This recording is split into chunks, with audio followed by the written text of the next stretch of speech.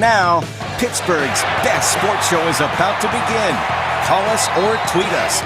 We got things to talk about on the Ireland Contracting Nightly Sports Call. All right, Ken, thanks very much. Good evening, everyone, and welcome to another edition of the Ireland Contracting Nightly Sports Call. We are here for you every night of the week on Pittsburgh CW. You can reach us on the Bordas and Bordas hotline, which is 412-575-2600, or Twitter at KDPomp, at Paul Zeiss. We have so much to get into tonight, and we'll begin with last night's Penguin game because it was finishing up in overtime when Paul and I were still on the air, so we have more time to digest it, talk about it. But the Penguins certainly did not help their own cause the way they played. It was, again, greedy hockey at times, in my opinion. Paul Zeiss of the Post-Gazette and 93.7 The Fan. Every time they could have made a simple play, they chose to get more and more greedy along the way. And when you do that, Chris Letang in overtime, 1-on-3, trying to make it happen. And when a forward doesn't drop back to cover for a defenseman who pinches that far in, you got problems. And that's how the game Well, and I think that's the biggest thing. If you think about it, I mean, the game-winning goal, Bob.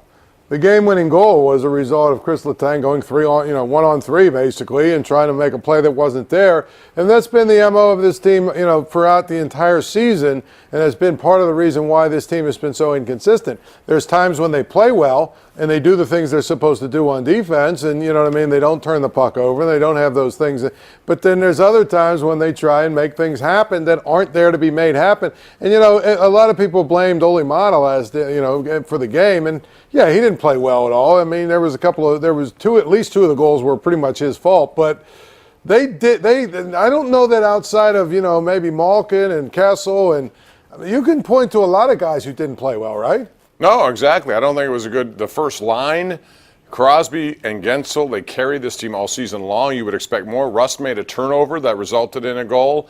So that first line was bad. They didn't even attempt. Jake Gensel's a 40-goal scorer. He did not even attempt a shot on goal. That will incredible. Change. The one thing about it, if you watch this team enough, it's not going to get much worse than that. So I would expect tomorrow that line will be on fire. Give Barry Trotz and the Islanders credit. That fourth line they put up there is a very good fourth line. I thought that was going to be one of my keys to the series, how that line comes together and plays with Cizikas and Martin and Clutterbuck. They were real good at what they did. They were very good, and I think the biggest thing about it is what surprised me about the game is that the Islanders were able to generate 4 goals. But by the same token, if you watch the game and the way that it played out, the Penguins put about 3 of them out there on the tee for them. Right. I don't care I don't care what your offense is like.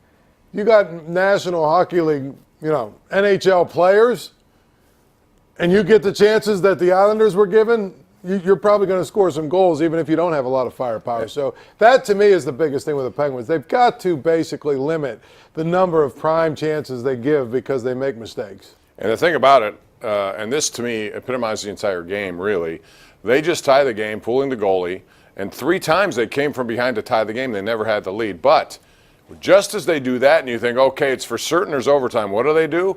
They forget to complete a play, and they allow Josh Bailey to move in all alone with 4 seconds left. I mean, they should have lost the game there, so by rights, that's the kind of night it was for them. However, I will say this. Paul, you've seen this team play a lot. I think there's a lot to take from that game. They had 44 shots on goal. They have adopted this shoot-first mentality, which is good. 2 of their goals directly result of that. Malkin got a nice bounce because he put it on net, and so did Schultz, who got the tying goal. Yeah, I think that's the biggest thing. They did do some really good things in this game, and obviously getting Kessel going will be a huge part of what they do going forward. Getting Malkin going, and I think that those are the things that you build on. But none of it matters, Bob, if they don't get that stuff solved in the back. And the other part of it is people were talking about how Jack Johnson should have played versus Maatta. Again, if you want to make that argument, that's fine, but that's not why they lost. No, none of that was why they lost. Decisions like that, and I would expect tomorrow, based on what happened today, Rich Walsh reported for us, it'll look like Jack Johnson was out there a long time, like he, again, will be a healthy scratch. We'll talk about that and more. 412-575-2600. Also, the Pirates were in action tonight and are still in action in a delay Another outstanding pitching game by Joe Musgrove. Unfortunately, an error led to 2 unearned runs in the bottom of the 7th, and then the weather came. So that's where the Pirates are tonight. Jose Quintana has been outstanding. We're going to talk about that. The Masters, what a display by Bryson DeChambeau. This is your opportunity to talk with us. Call us, 412-575-2600. We'll be back with that conversation and more right here on Pittsburgh CW. The Ireland Contracting Nightly Sports Call is brought to you by Ireland Contracting, celebrating 25 years as Pittsburgh's #1 home exterior expert in roofing, siding, windows, and gutters, where honesty and integrity still matter.